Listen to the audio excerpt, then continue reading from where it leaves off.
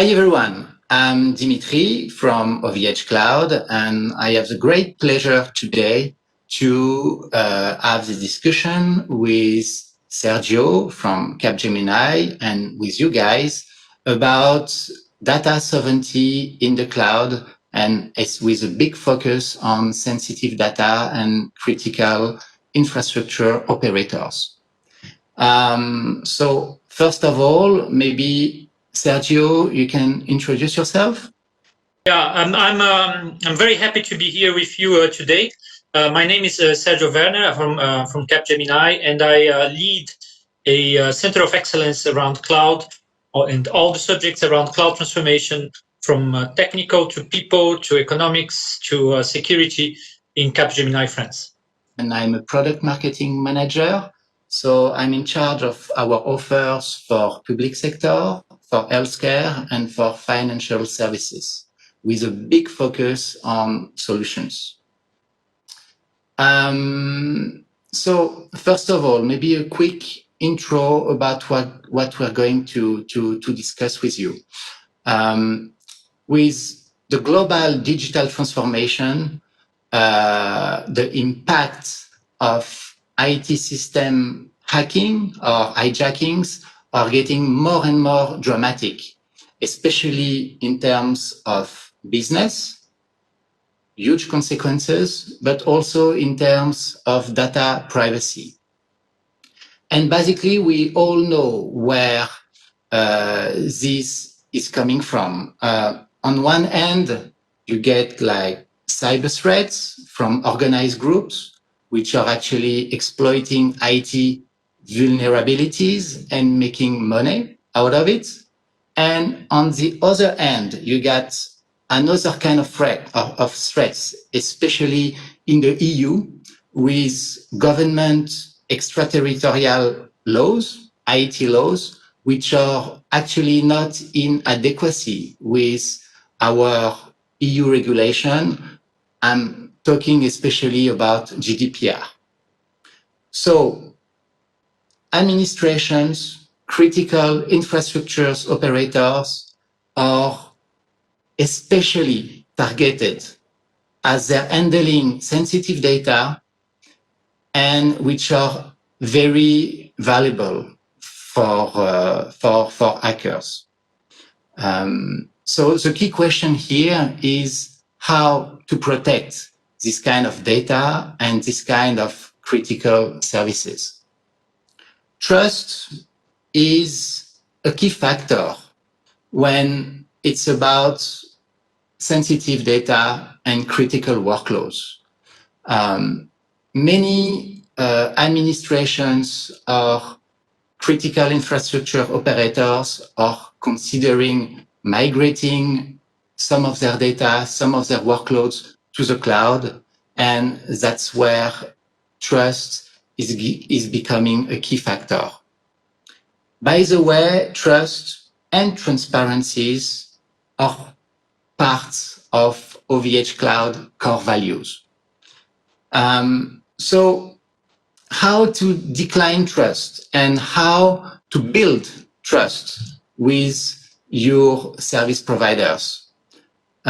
First of all, trust is about compliance. Compliance in terms of IT security. I'm thinking about ISO 27 family certification or SOC certifications as well, or even like local compliance. Many local agencies in the EU have their own specifications, their own certifications. So it's really key for this kind of customers, for this kind of players, to actually understand, to be able to benchmark and to control how their suppliers, how their service providers are handling security. And this is done through this compliance process. The second key aspect is actually data protection. at its core. How to protect your data? You can anonymize your data. You can encrypt your data as long as you control the encryption key, which is not always the case with every service provider. So first of all, don't share your encryption key with third parties. And also be aware that reverse engineering is sometimes still possible, even with the best encryption technologies. More new technologies also are coming and are going to revolutionize the encryption solutions and technologies. I'm thinking about quantum cryptography, which will be able to basically decrypt any service available today. So that's where actually trust in your service providers become even more important when encryption is not anymore 100% a safeguard for your data. And last but not least, business continuity. You can provide the most secured services if it lacks of resilience or you have problems with the availability of the service, then it can have huge consequences also in terms of business, but also it can have a huge impact on large groups of populations, especially for critical infrastructure operators. So now I'm gonna let Sergio discuss about the different kind of cloud models. Dimitri, to build on what you just said in terms of building trust and being able to profit from those security and privacy policies. Historically, when a client was confronted with the choices of where to put an application, a workload, and so forth, they had basically three basic options, right? They had the option of putting everything in a public cloud, being OVHcloud or one of or the other cloud providers, in a very public manner, without benefiting from this security, high level security standards.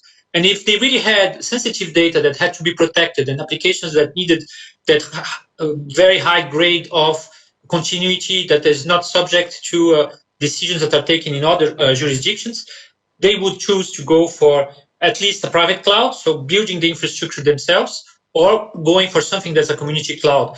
In both cases, that would be spending capex and being actually a bit in the old world, right? An offer like the one that OVHcloud is building with a credible public services, public cloud services, sorry, and in a secure and controlled manner, it actually creates a third option for clients that have sensitive data but don't want to invest in the capex in their own data centers. They can go for an offer that's being built by OVHcloud. So it's really something that creates a new way of handling this sensitive data with all the security, combining all the security and all the flexibility of the public cloud. To bring answers and to bring solutions, fittings with this kind of requirements, at OVHcloud, we've been working for the last 18 months on a new offer, which is focusing on EU data sovereignty. We are launching this offer in France first, and then we will extend it quickly to some other European countries.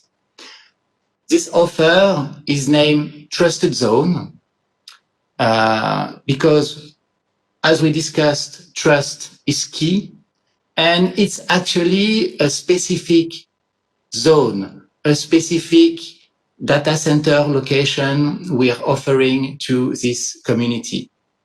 Some key aspects of this offer.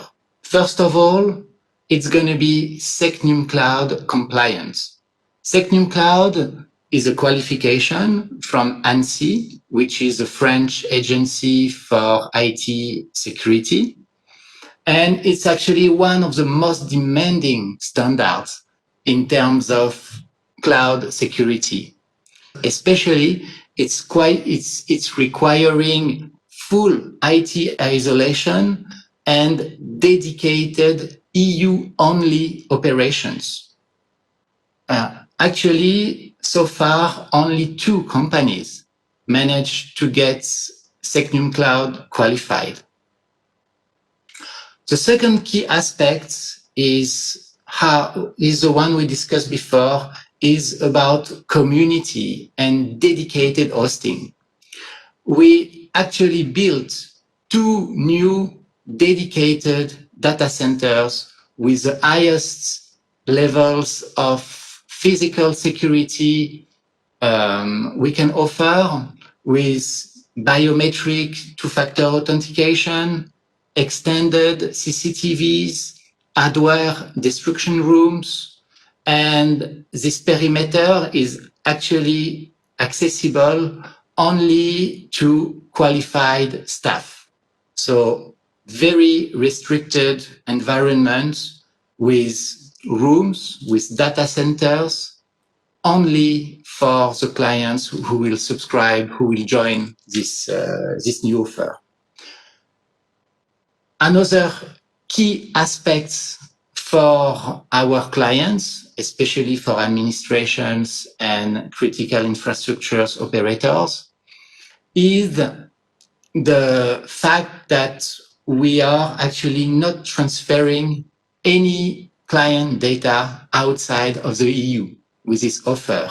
So this way we go actually one step further than GDPR requirements, because with GDPR, you can actually transfer some data to some countries which are in adequacy with GDPR compliance, but we actually don't know if this will remain the case, and if this list of countries outside of EU won't actually have new regulations and evolving regulations.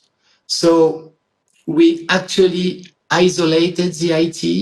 We actually hired and trained staff to be able to support our customers in 24/7, in 24/7 with a solution operated from EU only, and therefore not subject to regulations and jurisdictions which are not European. Sergio, you want to explain a little bit more about what Capgemini is offering for EU 70? Actually, Capgemini has a long tradition of working with public sector and critical infrastructure providers in France. So there is already a strong culture around habilitations, security, and so forth embedded in the teams of Capgemini. And if we move to a cloud world where the infrastructure is now external to the organizations, having an offer like the one that OVHcloud is providing, with a lot of trust and is a lot of embedded security features, is a key element for us to develop new services and improve the security and the privacy of our services. On top of what OVHcloud proposes, and this is actually natural, the cloud provider can only go so far in protecting the infrastructure and so forth. We are also investing in other areas that are going to complement the offer of OVHcloud and will allow us to jointly address the client needs from end to end. For example, we are currently investing in the PAMS, so the Prestataire d'Administration et Management des Services certification from ANSSI, so the certification for service providers to manage critical infrastructure. This is currently an experimentation, and we are one of the leading experimentators of this new certification. And this once is going to be validated and held out by the ANSSI. Our ambition is to be naturally compliant, fully compliant with this. Addition to that, we have a very strong cybersecurity practice that is going to tackle issues like the ones that Dimitri mentioned around encryption, maintenance of keys, KMSs, and topics like that, where actually we need to take care of, let's say, the weak links in the management of the security. For example, the management of keys. If it's you can have a very strong infrastructure, but if you badly manage your keys or don't take enough attention to your keys, you're going to have a security risk. So we also have that to contribute to that. And of course, the issue is not the resilience of the infrastructure. This is a necessary element, but the issue is the resilience of the services. And Capgemini, we have all the methodologies and all the frameworks to ensure that the services, the business services, the public services that are provided from our clients, by our clients, are resilient end-to-end, comprising the infrastructure, the applications, the services themselves. So it's a very complementary offer, and it's a game changer in the sense that OVHcloud provides a very strong foundation in terms of security that allows to, let's say, help our clients sleep well. Another aspect that I think we have to take into consideration about the OVHcloud and Capgemini offers around privacy, security, and sensitive data is the fact that this field is it's naturally a field that's important in France, but it's also a field that's very important in Europe, right? The geopolitical and the landscape and perceived threats, they are not national among European countries. They are among the main blocks in the globe. And a very coherent strategy from Europe is a very important point. And having a national infrastructure provider and a cloud provider like OVHcloud providing this kind of secure service help us to have a foundation to address European level clients, because our clients, they're more and more, they're integrated in European level, collaborate in terms of interoperability and serving the regulations and norms at European level with an enterprise-grade infrastructure, not only to serve the French clients, but a much wider and a flourishing IT landscape in the whole Europe. And of course, in line with the policies that are coming in Europe around data spaces, around initiatives like Gaia X and so forth, having the ability of covering from our side, Capgemini, have the whole spectrum of European countries in OVH to provide infrastructure for different countries in Europe, provide us to actually scale up this security approach to more countries, to more neighbors in Europe, and to clients that have this international footprint. So it's a strong contribution as well for the data and service security in Europe. So we strongly believe that clients should keep control over their data, and they should be the only one actually having access to this data. So we put in place with Capgemini, with our ecosystems, solutions which are actually answering specific needs, specific requirements for highly sensitive data, because we all know that data is now the new gold, the gold of the 21st century. And actually, many third parties are very interested in this, in the value of this data. It can be healthcare data, it can be financial services data, or any other kind of sensitive data. So we really believe that through this kind of partnerships, with this kind of specific dedicated solutions for data sovereignty, we can actually make a change and offer an alternative to what's already available to the market to provide more security, more data protection to our clients. So anything else to add, Sergio? Now, I think that's fine for me. I think we covered a lot. Okay, great. So thanks a lot, Sergio. So now I suggest to move to the next part of this session and to start with Q&As from the audience.